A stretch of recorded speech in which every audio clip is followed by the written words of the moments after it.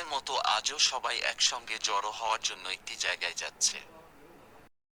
গ্রামের শেষ প্রান্তে একটি বটগাছ, যেখানে বসে আড্ডা চলে।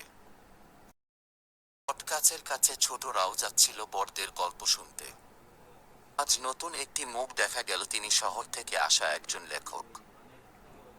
লেখক গ্রামের মানুষের গল্প শুনতে চাই। একজন বৃদ্ধা তার জীবনের গল্প শোনায়, কিভাবে তার স্বামী যুদ্ধে শহীদ হন। একজন কৃষক তার ফসলের কষ্টের কথা কবিকে বলে শোনান। তিনি বলেন, ফসল চাষে লাভের চেয়ে পরিশ্রম বেশি। সবাই মিলে বৃদ্ধা ও কৃষকের জীবনের গল্প শুনল। গল্প শেষ হতে হতে সন্ধ্যা নেমে এলো। সবাই বাড়ির দিকে যাওয়ার জন্য প্রস্তুত নিল। গল্প শেষ হলে বাচ্চারাও বাড়ি ফিরে গেল।